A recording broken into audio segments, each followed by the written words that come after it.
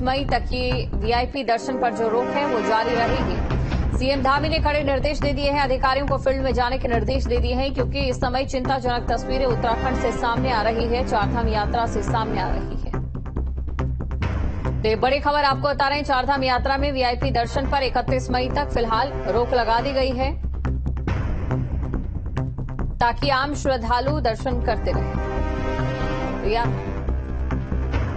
हमारी बहुत महत्वपूर्ण यात्रा चारधाम यात्रा चल रही है, उस यात्रा की समीक्षा आज की है मैंने। सभी उच्चाधिकारी भी थे और साथ में जिलों के अधिकारी भी, सभी प्रमुख अधिकारी जुड़े हुए थे।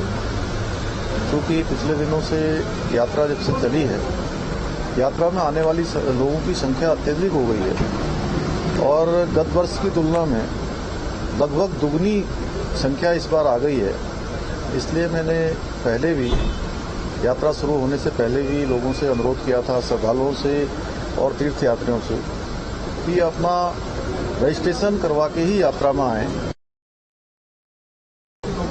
पिछले दिनों चूंकि एक 15 दिन का एक हम लोगों ने निवेदन किया था अन्य राज्यों से भी, सबसे, कि चूंकि शुरू के दिनों में अत्यधिक संख्या होने के कारण से जो इस प्रकार के अतिथि आते हैं, तो उसके कारण से यात्रा में कोई व्यवधान न हो, सामान्य जो तीर्थयात्री हैं, श्रद्धालु, उनको परेशानी न हो।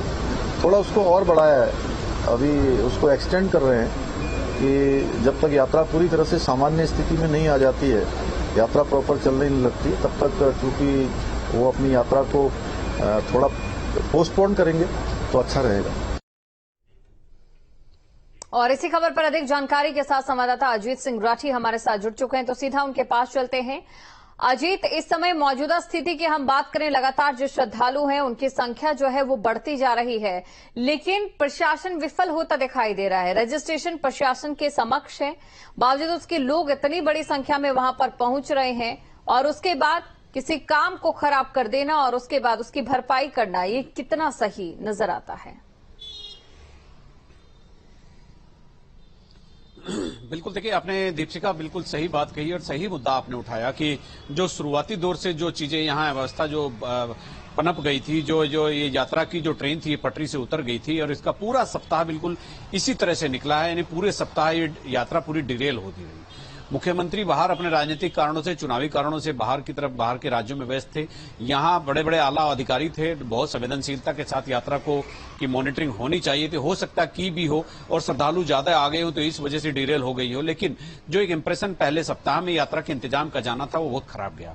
इसीलिए मुख्यमंत्री आज अपने सारे कार्यक्रम, चुनावी और राजनीतिक कार्यक्रम छोड़कर देहरादून पहुंचे। एक आपातकालीन एक बैठक चारधाम यात्रा की समीक्षा के लिए बुलाई और उन्होंने अधिकारियों को डांट फटकार भी की। और ये जो वीआईपी की जो दर्शन थे, जिस पर 15 दिन के लिए रोक लगाई गई थी, ये पूरे मई माह के लिए इस पर रोक लगा दी गई है।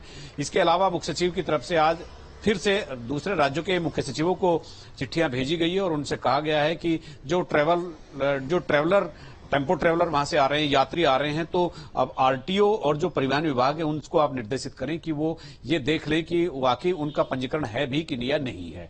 और चूंकि फिटनेस के लिए आरटीओ वाहन जाएंगे ही, तो वहां ये सब चीजें चेक हो जाएं। ये एक अपेक्षा की गई है दूसरे राज्यों से। वीआईपी जो दर्शन होंगे उस पर लंबी रोक लगा दी गई है, लेकिन डिरेल होने की जो एक कारण होता है, वो देखिए उसके एक एग्जाम्पल आज सबसे बड़ा है। सुबह मुख्य सचिव का स्टेटमेंट आता है कि 200 मीटर की परिधि में रील बनाने पर, मोबाइल के यूज पर चारों धामों में रोक रहेगी। लेकिन शाम होते होते वो रोक 200 मीटर से 50 मीटर में बदल जाती है। तो मतलब जो नियम सुबह बनते हैं वो शाम को धराशायी हो जाते हैं और यही एक मूल कारण है कि यहाँ सरकार को स्टैंड लेना चाहिए, पलटना नहीं चाहिए। और चीफ सेक्रेटरी सुबह कहती है 200 मीटर, शाम को कहती है 50 मीटर। और दोनों की दोनों बाइट उन्होंने, ऐसा नहीं है कि मतलब कोई ये किसी के सूत्रों के हवाले से कोई खबर हो, उन्होंने बाइट दी है चैनल्स को और वो चली भी, प्रसारित भी की गई है। तो वो एक बड़ा मामला है कि आप डिरेल होने के कारण खुद ही बने हुए हैं। जो व्यवस्था आपको मुकम्मल तौर पर बना देनी चाहिए वो आप बनाते हैं और फिर उसमें उसको तोड़ भी देते हैं या उसको शिथिल कर देते हैं। कानून एक बार बनाने के बाद शिथिल करने का मतलब है कि आप जो व्यवस्था बनी बनाई है उसको डेंट कर रहे हैं। चारधाम यात्रा उत्तराखंड में भले ही होती हो, लेकिन पूरे देश की राष्ट्रव्यापी सबसे बड़ी धार्मिक यात्रा देश की है। तो यहां पर हमें चूंकि यात्रा का शुरू होने का समय तो पहले से ही राज्य सरकार को पता था, तो अब ये भी नहीं कहकर कोई बच सकता कि साहब हमारे पास समय नहीं था, यात्रा की तैयारियां नहीं हुई। ये तो जमाने से इनकी तिथियां तय होती हैं, थोड़ा एक आध दिन आगे पीछे होती है। अक्षय तृतीया पर द्वार खुलने हैं तो खुलने ही हैं।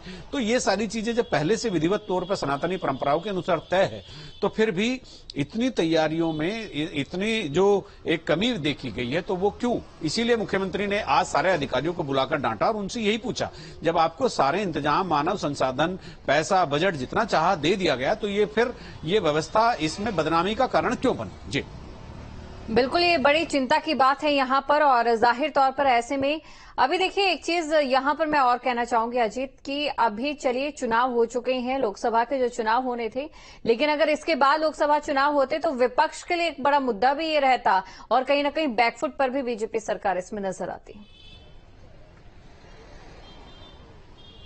बिल्कुल आपने सही कहा दीपशिका, अगर ये चुनाव से पहले यात्रा शुरू हो गई होती तो सरकार के सामने विपक्ष के और सवाल खड़े होते और बड़े मुद्दे होते। और चारधाम यात्रा, जैसे मैंने अभी आपको बताया कि उत्तराखंड में होती जरूर है, लेकिन राष्ट्रव्यापी यात्रा है। हमारे देश की सबसे लंबे समय चलने वाली सबसे बड़ी यात्रा चारधाम यात्रा होती है, 6 महीने चलती है।